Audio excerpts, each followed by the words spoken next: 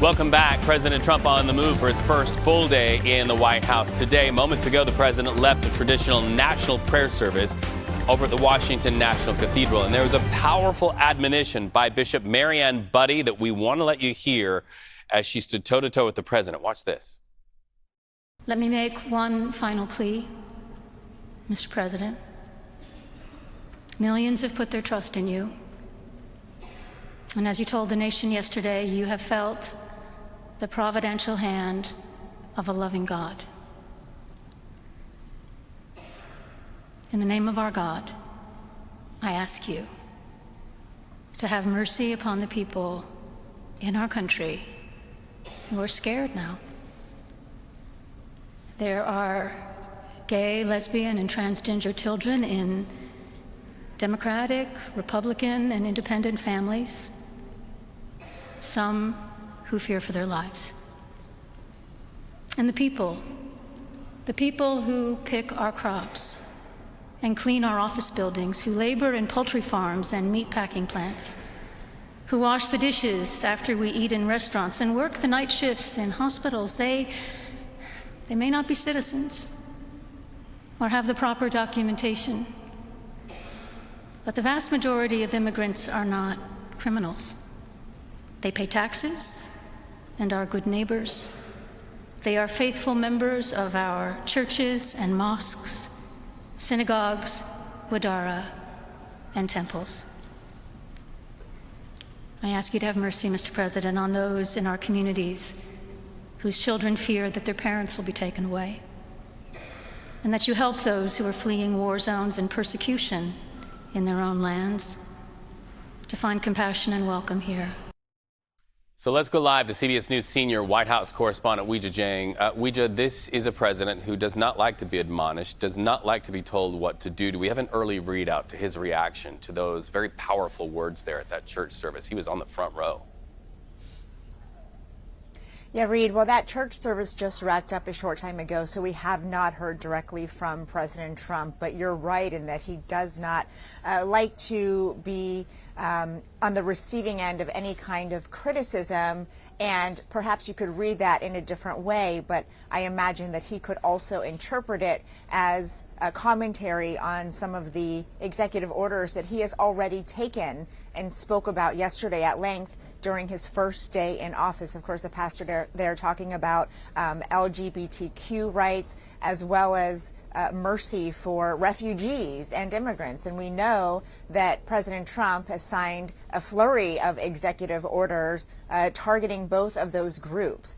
And so even though there is an expectation of a separation between church and state, I think in this case, because the Episcopal faith is very in line with opening arms and welcoming people from everywhere and immigrants and refugees, I think she could argue that this was not a political statement, but a religious one. Reed. We also want to go from business and some of these social policies, to business now. CBS News has learned that Trump is set to announce billions of dollars in private sector investments to build AI intelligence infrastructure in the United States. We saw so many major tech bosses there, shoulder to shoulder with past presidents and lawmakers and cabinet positions. So we know tech is big. Talk to us about what those private sector investments look like, especially where AI is concerned. Yeah, they were in the front row during inauguration, Reed, and more tech CEOs will be visiting the White House today, including Sam Altman. He's the CEO of OpenAI, because this investment by the Trump administration is solely focused on building out the infrastructure for the country to be able to expand artificial intelligence in a responsible way. Our colleague Jennifer Jacobs actually scooped this just a short time ago, because initially we only knew that it was going to be some sort of announcement on infrastructure. Of course, when you hear that word, you automatically think about bridges and roads and, the things that are built throughout this country to keep those things going, waterways. But because this is the dawn of a new era when it comes to technology, it makes sense that the country has to make these investments to be able to handle, the many roads that AI could take us on. And so we expect to hear from the president on this afternoon around 4:30, Reed. All right, Weijia Jiang, thank you so much. A report from the White House, so much that we could unpack, but glad we had a minute to talk about a couple of major things. Good to see you, my friend. Well, Senate hearings for President Donald Trump's cabinet nominees continue today. They're facing a lot of questions from senators, starting early this morning. In fact, Congresswoman Elise Stefanik nominated to be the next UN ambassador. Doug Collins tapped for VA secretary. Now, she had this to say to reporters when leaving her hearing. Ms. Stefanik, what did you think of today's hearing? How did you feel it went? It went great. Yeah. Very proud of President Trump. He had an amazing first day. Can we ask you, they asked you about Elon Musk because you came to his defense. What were your thoughts on that? I stand by my statement. Elon Musk is an American leader, American hero, and we're very proud that he is chairing DOGE, and I fully support him. Thank you. Right, thank you. What do you expect from Russia in the That is why our reporters need to have running shoes there in the halls of Congress. CBS News political reporter Torian Small joins us now from the Capitol Hill Rotunda. Okay, so what are we watching for specifically with Stefanik's hearing? Yeah, Reed, this is a lone critic of the UN. She's previously talked about her perceived anti-Israel bias within this intergovernmental organization. So really what we saw happen during this hearing was a lot of questions about where she believes the organization stands as it relates to that foreign nation. She said something that I thought was really instructive. She said there are anti-Semitic rods within the organization that needs to be addressed and reforms need to happen. Under her leadership as ambassador, she's looking to take those reforms and have America, in her mind, take the lead on reshaping where this organization goes. She also talks about defunding UNRWA, so the UN Relief and Work Agency there. That organization provides, among other things, relief to Palestinian refugees. She has previously conflated that with Hamas, and she says U.S. taxpayers should not be on the hook for providing money for terrorist organizations. So this tear that she has with the UN will likely stay with her as she, if she is confirmed to be ambassador there. But on top of that, she also wants to make clear that the United States should still have autonomy when it comes to foreign relations dealings. She said when asked about the current situation in Ukraine and Russia, she said that the President Trump should be able to move freely to ending that war. And again, U.S. taxpayers should not be paying to continuously fund these foreign wars. She'll be interacting with many foreign nations, and no doubt also will Marco Rubio. We know that he was just sworn in as Secretary of State. Meanwhile, the Senate Homeland Security and Government Affairs Committee voted to advance Donald Trump's DHS pick, Governor Kristi Noem's nomination. So when could we see a vote in the full chamber on that one? Yeah, very soon. I mean, these are two non-controversial figures who likely will have bipartisan support. We saw in Marco Rubio's case, not only was he first to be confirmed, but also he received unanimous backing. 99-0 was ultimately that vote of confidence that helped him not only be sworn in today, but also start business. He's meeting with 3 foreign leaders today, India, Japan, and Australia. They're meeting to talk about and really confer about combating China's growing economic and military clout. As it relates to DHS, again, that's likely to be fast-tracked here as Republicans are looking to move through as many confirmations as possible before the week's end. Torian, I want to ask you about the Senate passing the Laken-Riley Act. They had an amendment there, but it is passed. So give us a couple lines on what that act is for people who may not know what it is, and then give us a sense of how quickly that act could be approved by the full House and when it could reach the president's desk for signing. Yeah, Reed, in short, it is a bill that would ensure that immigrants here illegally would face some type of disciplinary action if they commit crimes that would be specifically targeted towards sending them back to their home countries. I should also say that this is also already how the law works. If you're here illegally, you commit a crime, the immediate punitive action would be to deport you back to your home country. That's why we're seeing a lot of Democrats come out against this bill, although just over 10 Democrats in the Senate voted for this. It's likely to also get some type of bipartisan backing in the House. I went and checked the majority leader's schedule, and it looks like it could be up for consideration as soon as tomorrow. So if that happens, we could also likely see President Trump sign the bill tomorrow as well, Reed. All right, Torian Small, thank you so much. Always great to talk to you. Keep those running shoes on. We know you're going to need them, my friend. Well, President Donald Trump signed a number of those executive orders aimed at changing immigration law and policy. That happened last night. But now there are some legal questions. Just moments ago, California Attorney General Rob Bonta on birthright citizenship. We want to let you hear what he had to say. I am deeply disappointed that we're here one day into the new administration, and also not at all surprised. In the hours after President Trump was sworn into office, he issued an onslaught of disastrous and damaging executive orders, including one that seeks to end birthright citizenship. In one fell swoop, he stripped the constitutional right to citizenship for children who will be born of their parents. All right, so had a little bit of technical issues there, but CBS News immigration correspondent Camilo Montoya Galvez joins us now. So he signed that executive order saying he's going to end birthright citizenship, but this sent a lot of flurries about whether that is even legally viable. We know the ACLU is challenging it as well. But Camilo, would you agree that California will be the state to watch when it comes to immigration? Because birthright citizenship being taken on, but also so many farm workers here that power the California economy and arguably help to feed the nation. Would you say that California is going to be really ground zero for this conversation? That's right. And it's also important to underscore that California is one of several states with sanctuary laws that limits cooperation between local and state law enforcement and federal immigration and deportation authorities, and that prevents ICE from being able to access local and county and state jails to apprehend, detain, and ultimately deport migrants who are in the country illegally, but who usually also commit other crimes. And it is really important to note that the new administration wants to target these communities that have these so-called sanctuary policies because they believe they are basically flouting federal immigration laws. And there are proposals, for example, to withhold federal funding from these jurisdictions to basically persuade them or force them, in other words, to cooperate with federal immigration authorities.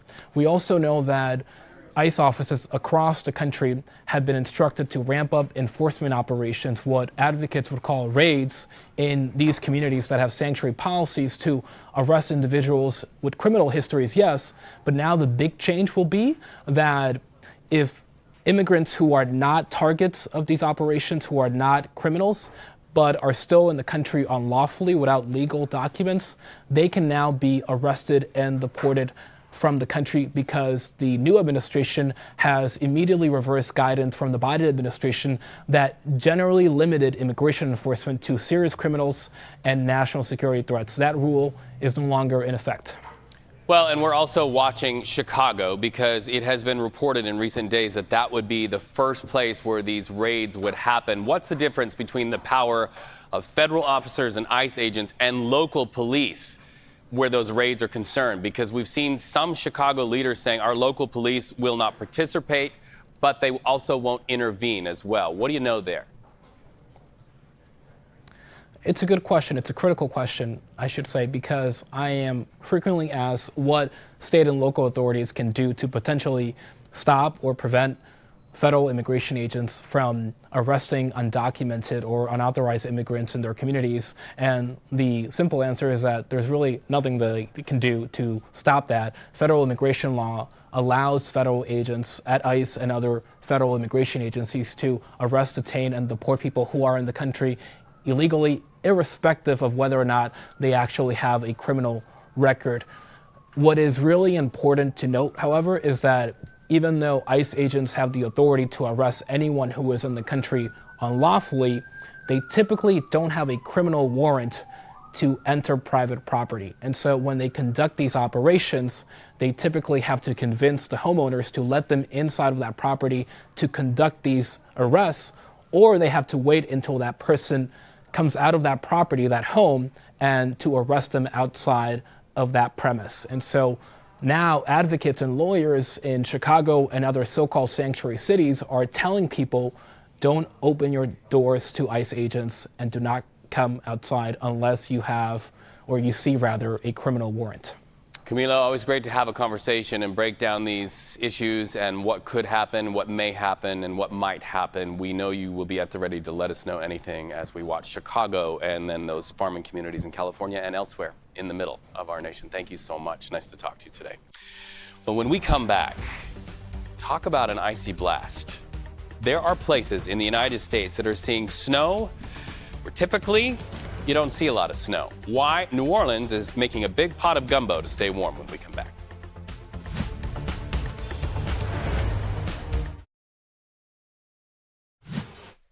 You can now call him Secretary of State Marco Rubio. He just arrived at the State Department just moments ago, sworn into office earlier today after being approved by the Senate. Now, he had this to say when arriving at that State Department to staffers. Watch. Beyond that, this is the face of the United States. In fact, if you think about it, for many people on this planet, their only interaction with America, most will never travel here, their only interaction with America in many cases, whether they be leaders or everyday people, will be the men and women who serve us abroad and do so with tremendous integrity and dedication. They are literally the face of our country, whether it's through the aid we've provided or through the services. I also want to say hello. Is this being live streamed somewhere? Are people watching this in all of our missions? Good. I want to thank them. I know they can't be with us here today, and depending on where they are in the world, it's probably not as cold as it's been, at least for a Floridian. So I also think the brilliance of this organization shows by hosting these events indoors, which it's already showing, and we're grateful for that as well. But I want to tell you that I want to thank you, all those who are serving overseas and abroad, some in places that are strong and stable and others that are more tenuous and dangerous. And I want to do something also special. I want to also thank the locally employed staff, the nationals of those countries who work with us.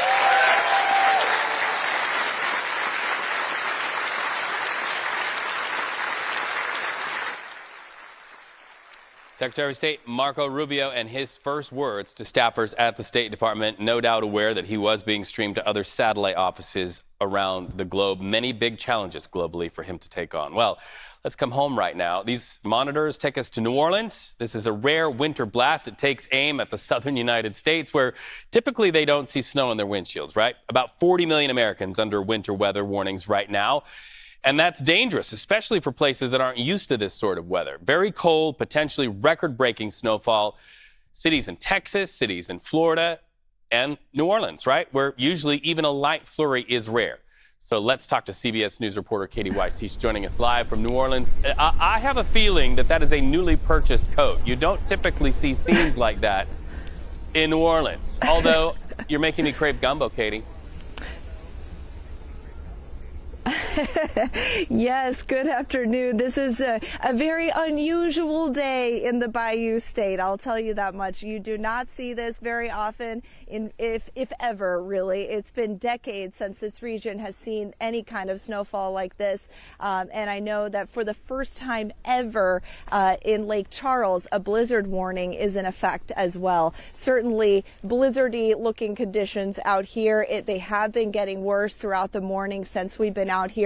The wind has been changing directions, blowing all which ways. It has been pretty impressive to watch. But for some folks, they're hanging out, enjoying, sheltering in place, heeding the warnings from officials, making that gumbo, like you said. Others are outside enjoying it. I'm joined here now with Lieber, a new New Orleans resident, originally from Chicago. So it looks like you're not too fazed by this winter weather down here. No, I would I'd say this is a somewhat typical day in Chicago in the winter. Typical day in Chicago. Certainly not typical here in New Orleans. What are you doing to enjoy this winter day? Well, I wanted to come out and just get a feel for what's going on. I was maybe later today going to go on a run. Going on a run, he says. That's impressive. Yeah. In shorts. In shorts. Yeah. And then I was going to do some work, and then I don't know. It's fun to just look at it, fun to just spend some time, walk around, maybe build a snowman. I was talking with some friends about it. Wow. Yeah. Wow. Build a snowman. Well, I love it. I know you're in medical school. I wouldn't say, though, that's not doctor's orders per se to be out in this kind of weather like this. No, I would definitely not say it's doctor's orders, but I think a little bit of time just to explore and have some fun outside, that's good for the mind. All right. Yes, absolutely. And for a lot of kids who are going to be at home today from school, it is certainly going to be a fun day and a memorable day for that matter. Let me show you just a little bit. I told you a little bit about the snow accumulations, the changing wind directions. I'm going to show you here. I've got this ruler. And so, like I said, you see different areas of snow where the wind has been blowing, right? We have this one area here where the wind has been blowing a lot of the snow. Let's see how much accumulation. Oh my gosh, about 5.5 inches already in some areas. So that gives you an indication of just how intense this snow can be, how much it's piling up in some locations here on the Gulf Coast. That's a lot of snow. Something I know, growing up in this region, I have never seen anything quite like it. I'm pretty impressed. We'll send it back to you. All right, and I have not seen wider legs on a person in my life. So, Katie, you tell that young man to put on some leg warmers and go out for that run. Otherwise, he's going to get frostbitten in legs. All right, thank you so much. Stay warm there. When we come back, we're going to be talking about the pardons that were issued by the president, Donald Trump, on his first day as president, the implications, and those who are about to be released, and the travel arrangements by the now released former leader of the Proud Boys when we come back.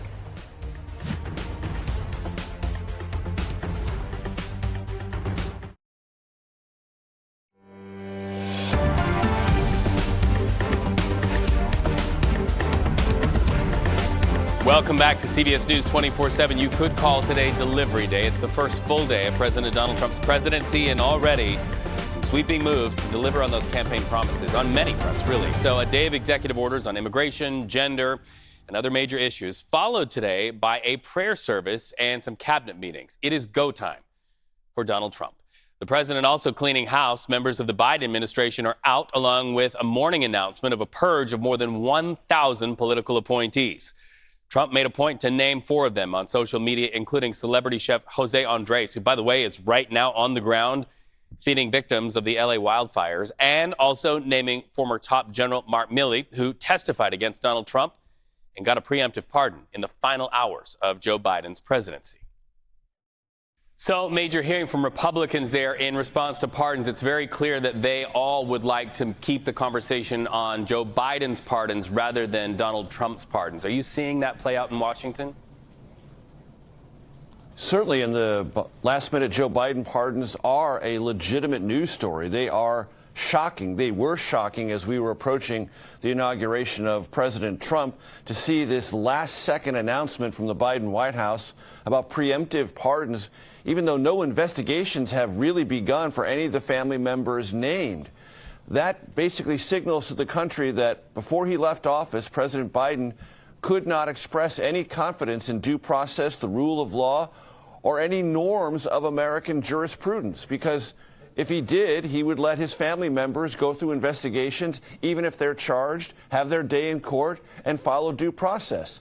He short-circuited all of that. That is a legitimate news story. It is worth inquiring about the range of presidential pardon powers, because presidents typically are allowed to pardon for adjudicated crimes, not preemptively for things that haven't even been investigated. Right. There's one notable exception to that. That's Gerald Ford pardoning Richard Nixon, but everyone knew at the time, right after Watergate, that there was a pendency of an indictment of Richard Nixon. There had been a full-blown public investigation into all this. An indictment was coming. To pardon family members when there isn't even a full-fledged investigation, that raises legitimate questions. That does not, however, excuse the whitewashing of January 6th and the wholesale pardoning of people who committed acts of political violence against law enforcement officers in full public view, were either convicted of those crimes or pled guilty to those crimes, and then to label them political prisoners or hostages in America. That's not what they are. The pardon powers of President Trump can be applied to them, but he is recasting them as somehow victims of the American jurisprudence system when they committed acts of violence in full public view and were either convicted by a jury of their peers or pled guilty.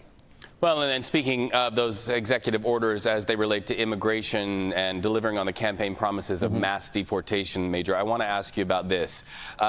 People who come to this country and then have children, those children by the Constitution are seen as citizens of the United States now. The interpretation of that looks to be queuing up for some discussion in our country by way of what Donald Trump has done here. Absolutely, Reed. You've identified it perfectly. The 14th Amendment outlines that if you're born in this country, you are a citizen. That is assumed to be a constitutional protection. Courts have adjudicated this and have always come down on the side of the Constitution and that interpretation of it. Whether your parents have legal status or not is immaterial. Courts have already ruled. However, this administration wants to test that again and say, no, if you're born here and your parents are undocumented, you cannot assume citizenship, and you can be deported along with those undocumented parents who had you born in this country. You're not shielded from deportation if you're born here. This administration wants to retest that in court. There's precedent on the other side of it, but clearly President Trump is aggressive about this, and maybe he believes the Supreme Court, as currently constituted with a conservative majority, will, if this gets all the way up there, reverse longstanding precedent and overturn the historic interpretation of the 14th Amendment. So speaking to that, and we could almost label our coverage of Donald Trump, will he, won't he, can he, can't he, sort of lens and perspective here. Let's talk about the renaming of the Gulf of Mexico. He said he would, now he's saying he will. But can he? Can he? And will it be recognized by other nations? There's that big question today as well. Mexico's already said it will not recognize it. It will be the Gulf of Mexico to the Mexican government. It will probably be the Gulf of Mexico to others who refer to it on their maps. There is a process. Ed O'Keefe, my colleague here in Washington with CBS News, knows a great deal about the finer contours of the federal bureaucracy. He used to cover that when he was at the Washington Post, and he told us yesterday that there is a somewhat obscure bureau that has a process for the application of names. And it's not just something that comes from a presidential executive order or presidential decree. So, for the purposes of the Trump presidency, he will call it the Gulf of America. Everyone who speaks for him will call it the Gulf of America. Whether the federal bureaucracy ever gets around to doing that remains to be seen. Other nations, including Mexico, have already said they're keeping it the Gulf of Mexico. Thank you so much. Nice streaming with you today. So let's go deeper now, specifically on the pardons that President Trump issued for those January 6th people who were convicted. CBS News Homeland Security correspondent Nicole Skanga was at the Capitol that day, saw the actions of those insurrectionists. Trump now calls them hostages. Many went to jail over this. Many pled guilty. So the big question, how does this work and when will they be released? Yeah, some have already been released, Reed. Just last night, two brothers convicted in connection to that Capitol attack became really the first of the rioters to be freed. Andrew and Matthew Valentine, they're from Stroudsburg, Pennsylvania, and they were released from the D.C. jail. There was a big crowd outside. We had a CBS News team on the ground. Both had previously pled guilty to 2 counts each of assaulting police, and Andrew's plea included, 1 count of assaulting police with a dangerous weapon. He had allegedly struck an officer with a thrown folding chair, and he was, convicted and sentenced to jail time. The Trump administration officials actually made the announcement outside of the D.C. jail last night, adding that Elon Musk, the, ex and, tech billionaire, was the quote-unquote mastermind behind their sort of sudden freedom. Trump also, though, commuted the sentences for 14 other defendants, and that includes Stuart Rhodes. He was the former leader of the Oath Keepers militia. He had received the second longest sentence for his role in the riot, a whopping 18 years. And Rhodes actually left a federal prison in Cumberland, Maryland early this morning. As for the future releases, they're ongoing, and we expect even more today. Trump ordered his attorney general, currently acting attorney general, to make sure that those who are currently held in prison are, quote, released immediately. And also, by the way, to dismiss all of those pending indictments, too. Wow. What are you hearing on Capitol Hill from lawmakers here, especially through the lens of precedent? Yeah, well, with the stroke of a pen, the legal consequences, the largest criminal probe in American history, virtually undone.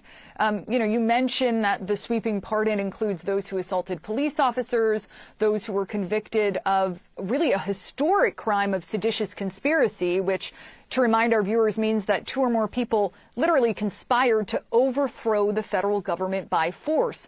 We've seen some criticism by Republicans, Senator Tom Tillis speaking out this morning. Others have really shifted their view on this when asked about the pardons. Senate Majority Leader John Thune today pointing the finger back at former President Joe Biden, stating that the former president opened the floodgates by pardoning his own son, Hunter. But we should also point out in this all read that this is not what Trump administration officials, transition officials, had signaled. In fact, just a week ago, then Vice President-elect J.D. Vance said that Trump, quote, obviously would not pardon those who committed violence.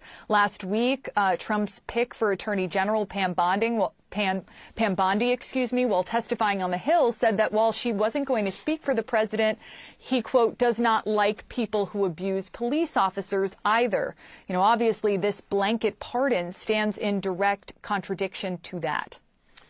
We also know that you have some fresh reporting on the killing of a border agent yesterday. Where did it happen? What's the news there, Nicole? Yeah, a U.S. Border Patrol agent fatally shot yesterday on a highway in northern Vermont, south of the Canadian border, authorities confirmed to us. And that death was confirmed by not only the FBI, but the acting Secretary of the Department of Homeland Security, Benjamin Huffman, in Washington, really just moments after he, assumed that position. And in a statement, the FBI said that in addition to that agent, there was a suspect in the shooting who was also killed, and a second suspect who was wounded and then later taken into custody. And that encounter happened along Interstate I-91 in Coventry, about 20 miles from the Canadian border. The FBI said there was no ongoing threat there, so some relief for the public. But they have launched an investigation, as they do, into any law enforcement death. So has the Department of Homeland Security, and so we await further details on that, Reed. Nicole Skanga, thank you so much for your live report and streaming with us from our nation's capital. We know it's been a busy week for you and will likely continue to be a busy week. When we come back, we're going to be talking a little bit deeper about that executive order from President Donald Trump as it relates to something called birthright citizenship. What is it? How long has that been in place? And the legal challenges mounting against what the president wants to do when we come back.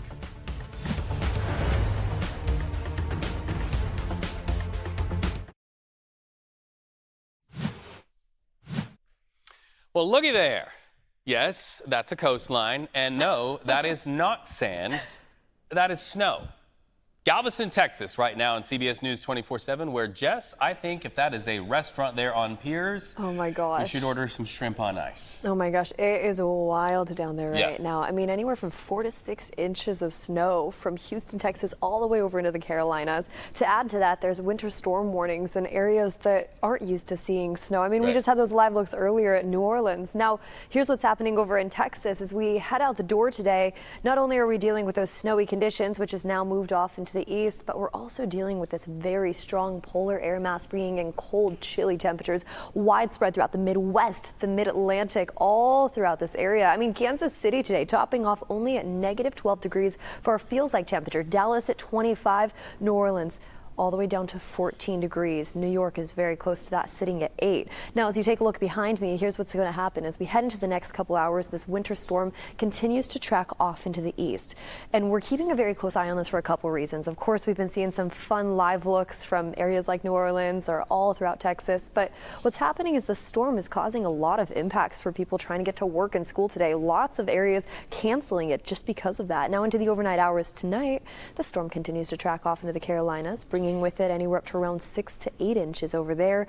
As it moves off that shoreline into the early morning hours tomorrow, what follows that is that cold, dense air mass that's still going to last as we head into the rest of this week. So it's cold, it's snowy, it's wet out there. Areas like Pensacola, this is not a rain forecast, this is a snow forecast, anywhere up to around 3 inches and just a quarter, even more over into PCB. Now we track all the way over into areas like Atlanta. The storm is just a little south of Atlanta, so portions of the coastline near Georgia, Savannah, all the way up into the Carolinas too. That's where we're going to get hit pretty heavy as we head into the coming days. And then to add to that, these temperatures are still about 30 degrees below average, anywhere from Houston all the way over into New Orleans. So it's a cool, chilly setup for us, Reed, as we head into the coming days.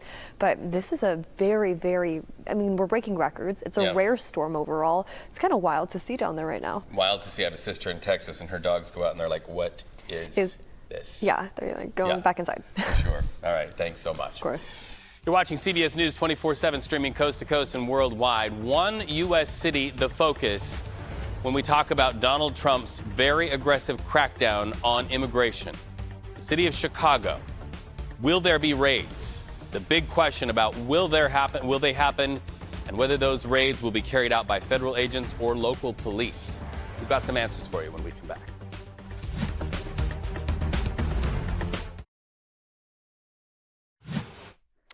Welcome back to CBS News 24/7. We have some news that is developing at this hour. Border czar Homan telling journalists that immigration raids have indeed started in these United States as part of President Donald Trump's crackdown on immigration. So we want to go back to our legal analyst and trial attorney, Robin Nunn. Robin, that news just breaking over the last few minutes from Mr. Homan.